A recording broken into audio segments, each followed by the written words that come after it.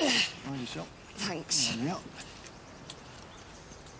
He doesn't think animals have rights. Well, they do.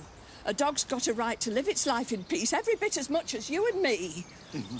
Yes, I'm talking about you. You won't get away with it, you know. Murderer! That's a very serious allegation. Maybe we should go back inside. I don't care who knows. He's always complained about my little Skip. When did you last see Skip? Yesterday, just before I went to bed. And where was he then? Well, here, of course. There's no way out. I keep the side door locked. Well, maybe he jumped over the fence.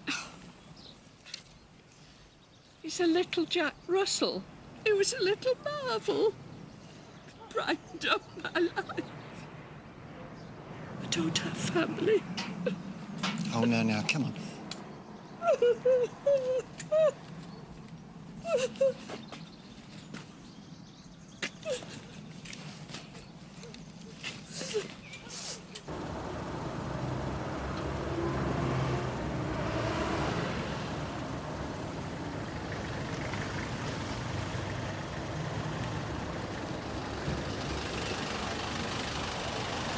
Come through.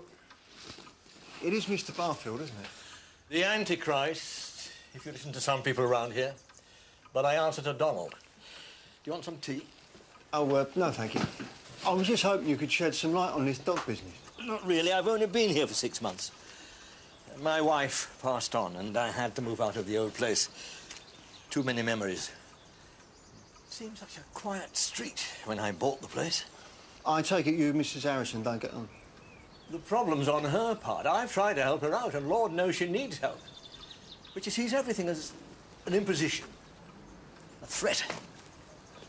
Have you got any pets yourself? Oh, too much work for the pensioner, and they play havoc with the garden. Well, unless you keep them on a chain, of course. But that's cruel to the animal. She had that dog tied up a lot of the time next door. Even when it had the run of the garden, it spent most of the time on its own, bored, barking all the time. Gets on your nerves, I suppose. It upset me. It had one of these high-pitched yaps that drive you around the twist. I must confess I'm glad it's gone, as I'm sure most of the people in the neighbourhood are too. But the lady has made a very serious complaint. That I've killed her dog. Yes, I know. Now, what do you say to that? I planted some new rose bushes at the weekend, around the time the dog disappeared. Go ahead, you might get lucky. Who knows, you might find a few unsolved crimes you could clear up while you're at it. Don't just kill animals, you know. Yeah, but I mean... To be honest, I find it rather offensive that you're taking her so seriously. Well, she's a very sweet lady. Sometimes. But sometimes she's just a stubborn old fool who doesn't know what's good for her or her dog. I'm just trying to... Look as if you're doing something. Why don't you just put a flashing neon sign outside saying "Lock and Shop"? Look, we know you don't want to prosecute this man, Kathy. We understand why. So why can't you leave me alone then? So I'm afraid the bloke that gave you that black eye may have gone on to commit a worse crime. What sort of crime? What do you know about this bloke? We need to eliminate him from our investigation. Can you tell me what he's done? Can you just describe to me the woman that tried to break up this fight between you and this punter? Oh, what's happened? Don't tell me he's tried to do something to her. Do you know her?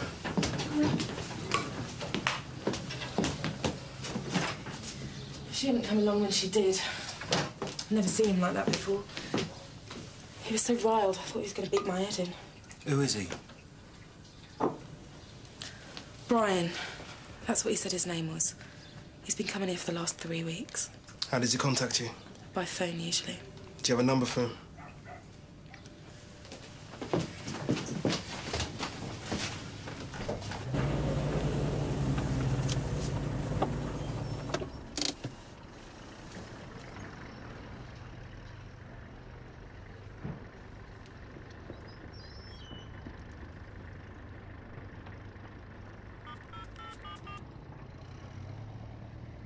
Acting Superintendent Meadows here.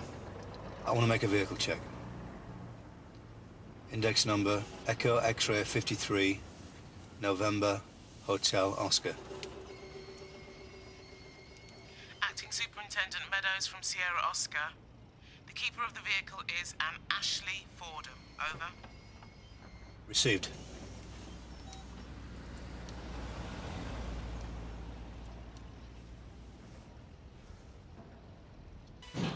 Benjamin, look, I just came around to see how you are. So how about a cup of tea, eh? I've got to go to work. Just 10 minutes. You gonna answer that phone? I'll call him back.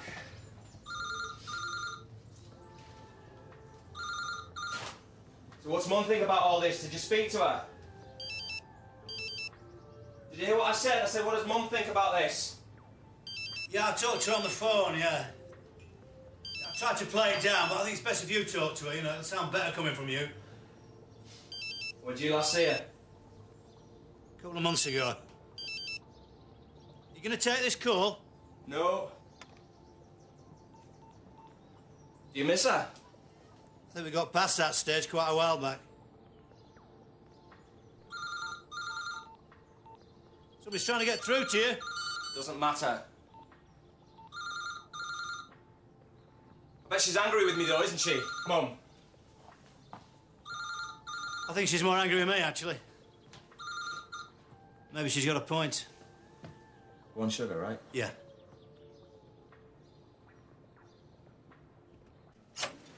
So what have we got then? Kathy Fisher gave us a mobile number for the punter that attacked her. It's registered to a Brian Spencer. Been to the home address, there's no one there. Was she able to give you anything else? She wasn't sure, but from a few conversations she's had Spencer having on his mobile, she thought he might be involved in repairs. Maybe a mechanic. Right. Gabriel, and you've been back to talk to the owner of the shop on Purbeck Street where the second incident took place? He wasn't able to give us much to go on, but the description of the man who had a go at the nurse matches Kathy's description of Spencer. I just put Spencer's name through Crimint. You got a result? Yeah, he's a mechanic. His garage was investigated 18 months ago for ringing. What's the address? 35 Station Road. Very good work. OK. Chase up the CCTV on the route between Kathy Fisher's house and the shop on Purbeck Street. If this guy has followed this missing woman, hopefully we've got him on camera. Let's get down there. I've told you, officer, I don't know anything about her damn dog. With her accusations and your suspicions, this is beginning to feel like harassment. Well, I'm sorry you feel like that. Only I've just been in touch with the RSPCA, you see. And now I'm wondering why you haven't told me that you've called them out to Mrs. Harrison's in the past. The woman can barely get by herself. She can't walk a dog. She can't clean up after a dog. It doesn't need any less care just because it's small. You know you've got a loose plank here, do you? Just big enough for a Jack Russell to squeeze through. Now, I didn't say that. You know there's a burgeoning trade in dog napping. Skip was a pedigree. Probably worth 300 quid. Want to play God, do you? Wreck people's lives? Well, how about I wreck yours? That was beyond a joke. She's going to hurt someone. Don't you try and stop Mrs. Harrison, me. don't even think of throwing that. I'll show you, you nasty little man. with Mrs. your Harrison. prickly She's not cactus. listening. You've always been I'm gonna have to nasty arrest her. about my little dog. I'll show you. Brian Spencer. D.S. Nixon from Sun Hill. This is PC Kent. We'd like to ask you some questions. Oh, yeah? What about... About what happened this morning, Mr. Spencer? Oh, that. So, where is she? Where's who? Oh, it's about Kathy Fisher, right, yeah? Well, she's probably at home, turning tricks with some punter with a baby squawking in the next room. Look, mate, we had a bit of a disagreement, yeah? Blew over. Don't need to go any further. She didn't need to get you lot involved. Where's Manisha? I don't know what you're talking about. Let me refresh your memory, Mr. Spencer. You were seen round in the street outside Kathy's house with a young woman, a nurse. Her name's Manisha Devi. She's gone missing. Her mother's a little bit concerned. I know nothing about it. You remember Manisha? Indian bird. Yeah, she had a go at me. Would you like to tell us what happened? She was sticking her nose in my business, so we had a few words, yeah? And then? Then, I don't know. You were seen arguing with her outside a hardware store 300 yards away from Kathy's house just after your first run-in. And she didn't just walk away, did she? You pursued her. No, I didn't.